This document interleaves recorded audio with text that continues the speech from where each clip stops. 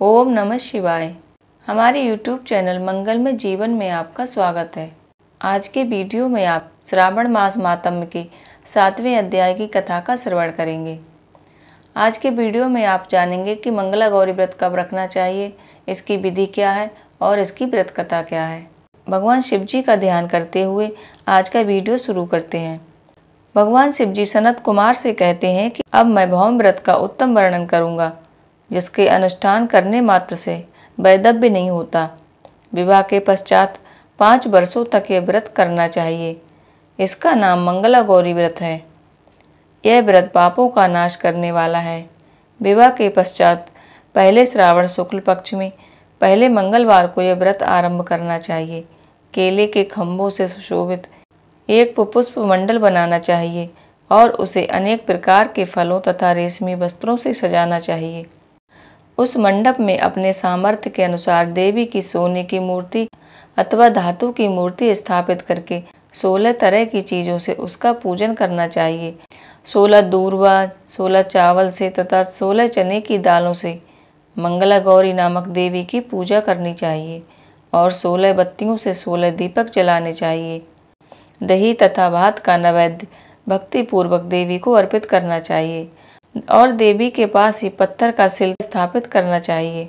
5 वर्ष तक इस प्रकार करने के बाद उद्यापन करना चाहिए और माता को वायन प्रदान करना चाहिए। की विधि इस प्रकार से है। अपनी सामर्थ्य के अनुसार मंगला गौरी की सोने की मूर्ति बनवानी चाहिए और अपनी सामर्थ्य के अनुसार ही सोने के बने हुए चावल के पात्र पर वस्त्र तथा ओढ़नी रखकर उन दोनों के ऊपर देवी की प्रतिमा स्थापित करनी चाहिए। पास में चांदी से निर्मित सिल तथा लोढ़ा रखकर माता को वायन प्रदान करना चाहिए। इसके बाद 16 सुहागिनों को भोजन कराना चाहिए। हे विप्र, इस विधि से व्रत करने पर 7 जन्मों तक सौभाग्य बना रहता है और पुत्र पौत्र आदि के साथ धन वैभव सुख समृद्धि शांति बनी रहती है। सनत कुमार बोले कि हे प्रभु, सबसे पहले इस व्रत को किसने किया था और इसको करने का क्या फल प्राप्त हुआ। भगवान शिव जी कहते हैं कि हे सनत कुमार, पूर्व काल में कुरु देश में श्रुति कीर्ति नामक एक विद्वान कीर्तिशाली, शत्रुओं का नाश करने वाला, 64 कलाओं का ज्ञाता तथा धनुर्विद्या में कुशल राजा हुआ था। अतः वह राजा संतान के लिए चिंतित रहता था। वह पूजा पाठ जप ध्यान पूर्वक देवी की आराधना करने लगा और उनकी कठोर तपस्या से देवी प्रसन्न हो गई। देवी ने कहा कि हे सुव्रत, वर मांगो। श्रुत कीर्ति बोला कि हे देवी, यदि आप मुझ पर प्रसन्न हैं तो मुझे सुंदर पुत्र का वर दीजिए। हे देवी, आपकी कृपा से मुझे अन्य किसी वस्तु की कमी नहीं है।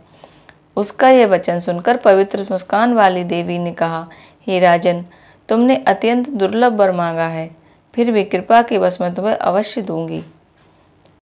यदि परम गुणी पुत्र चाहते हो तो वह केवल 16 वर्ष तक जीवित रहेगा और यदि रूप तथा विद्या से विहीन चाहते हो तो वह पुत्र लंबी आयु वाला होगा। देवी का यह वचन सुनकर राजा चिंतित हो उठा और अपनी पत्नी से परामर्श करके उसने गुणवान तथा सभी शुभ लक्षणों से संपन्न 16 वर्ष की आयु वाला पुत्र मांगा। तब देवी ने भक्ति संपन्न राजा से कहा, मेरे मंदिर के द्वार पर आम का वृक्ष है, उसका एक फल लाकर मेरी आज्ञा से अपनी पत्नी को उसे भक्षण करने हेतु प्रदान करो, जिससे वह शीघ्र ही गर्भ धारण करेंगी। प्रसन्न होकर राजा ने वैसा ही किया और उसकी पत्नी ने गर्भ धारण किया। 10वें महीने में उसने देवतुल्य सुंदर पुत्र को जन्म दिया। तब हर्ष तथा शोक से राजा ने बालक का जात कर्म आदि संस्कार किया। शिवजी का स्मरण करते हुए उसका नाम चिरायु रखा। इसके बाद पुत्र के 16 वर्ष होने पर पत्नी सहित राजा चिंता में पड़ गए और वह विचार करने लगे कि यह पुत्र बड़े कष्ट से प्राप्त हुआ है और मैं इसकी दुखद मृत्यु अपने ही सामने कैसे देख सकूंगा। ऐसा विचार करके राजा ने अपने पुत्र को उसके मामा के साथ काशी भेज दिया। जाते समय राजा की पत्नी ने अपने भाई से कहा कि साधु का वेश धारण करके आप मेरे पुत्र को काशी ले जाइए। मैंने भगवान मृत्युंजय से पूर्व में पुत्र के लिए प्रार्थना की थी और कहा था कि हे विश्वेश्वर, आप जगतपति की यात्रा के लिए मैं इस पुत्र को अवश्य भेजूंगी। अतः आप मेरे पुत्र को आज ही ले जाइए और सावधानी पूर्वक इसकी रक्षा कीजिएगा। अपनी बहन की ये बात सुनकर भांजे के साथ वह चल पड़ा। कई दिनों तक चलते चलते आनंद नगर में पहुंचा। वहां सभी प्रकार की समृद्धियों से संपन्न वीरसेन नाम वाला राजा रहता था। उस राजा की एक सर्वगुण संपन्न कन्या थी। उस कन्या का नाम मंगला गौरी था। वह गुणवती कन्या किसी समय सखियों के साथ नगर के उपवन में कीड़ा करने के लिए गई हुई थी। उसी समय चिरायु तथा उसका मामा वे दोनों भी वहां पहुंच गए और उन कन्याओं को देखने की लालसा से वहीं पर विश्राम करने लगे। इसी बीच हंसी मजाक में कीड़ा करती हुई राजकुमारी की सखियों में से किसी एक ने राजकुमारी से नाराज होकर उसे विधवा होने का श्राप दे दिया। तब राजकुमारी ने अपनी सखी से कहा कि तुम ऐसी अशुभ बातें क्यों कर रही हो? मेरे कुल में तो इस प्रकार की कोई बात नहीं करता। मंगला गौरी की कृपा से तथा उनके व्रत के प्रभाव से विवाह के समय जिसके सर पर मेरे हाथ से अक्षत पड़ेंगे, हे सखी, यदि वह अल्प आयु वाला होगा तो भी चिरंजीवी हो जाएगा।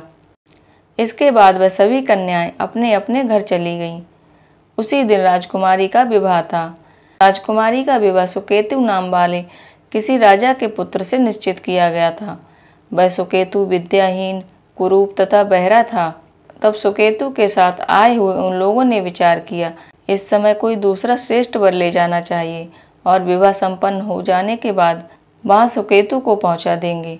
उन लोगों ने चिरायु के मामा के पास जाकर याचना की कि आप इस बालक को हमें दे दीजिए, जिससे हमारा कार्य सिद्ध हो जाए। इस पृथ्वी पर परोपकार के समान कोई दूसरा धर्म नहीं है। उनकी बात सुनकर चिरायु का मामा मन ही मन बहुत प्रसन्न हुआ, क्योंकि इसने उपवन में पहले से ही कन्या मंगला गौरी की बात सुन ली थी। फिर भी उसने एक बार कहा कि आप लोग इसे किस लिए मांग रहे हैं? कार्य की सिद्धि हेतु वस्त्र, अलंकार आदि मांगे जाते हैं, वर तो कहीं नहीं मांगा जाता। आप लोगों का सम्मान रखने के लिए मैं इसे दे रहा हूँ। इसके बाद चिरायु को वहां ले जाकर उन लोगों ने विवाह संपन्न कराया। सप्तपदी आदि हो जाने पर रात्रि में शिव पार्वती की प्रतिमा के समक्ष उस चिरायु ने खुश होकर मंगला गौरी के साथ शयन किया।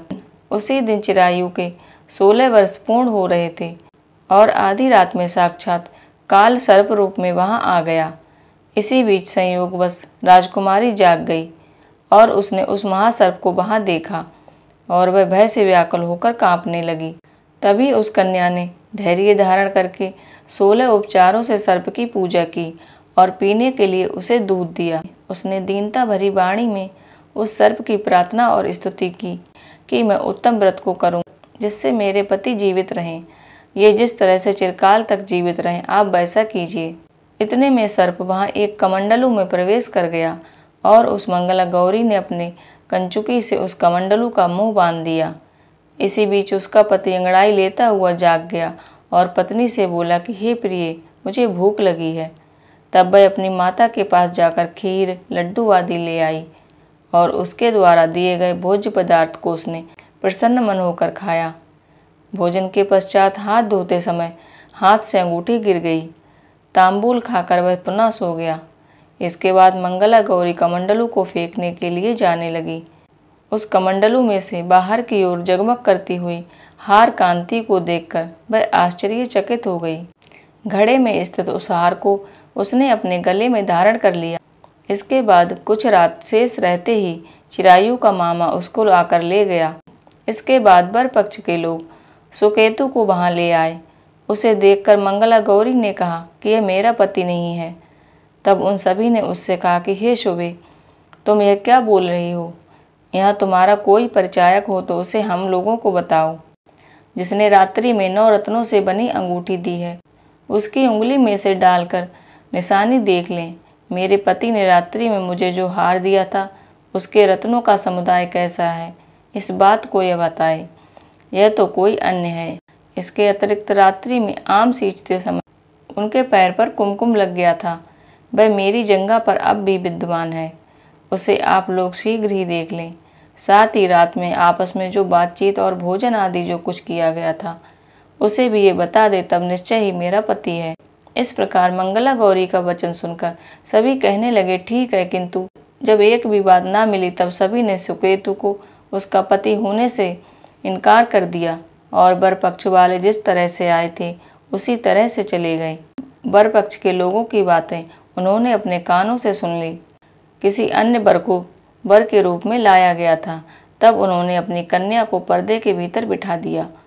उसके बाद 1 वर्ष बीतने पर यात्रा करके चिरायु अपने मामा के साथ यह देखने के लिए आया कि विवाह के बाद वहाँ क्या हुआ।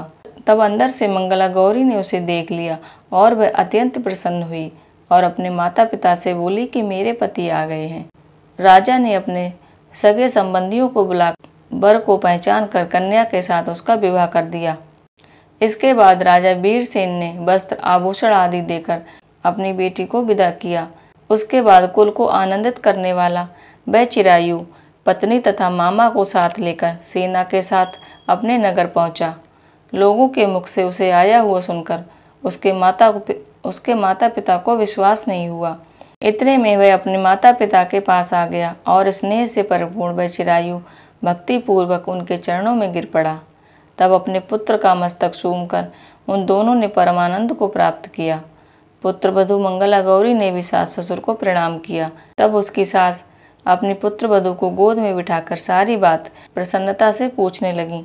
भगवान शिव जी कहते हैं कि हे मामुने, तब पुत्र वधू ने भी मंगला गौरी के उत्तम व्रत, महात्म्य तथा जो कुछ घटित हुआ था वह सब कह सुनाया।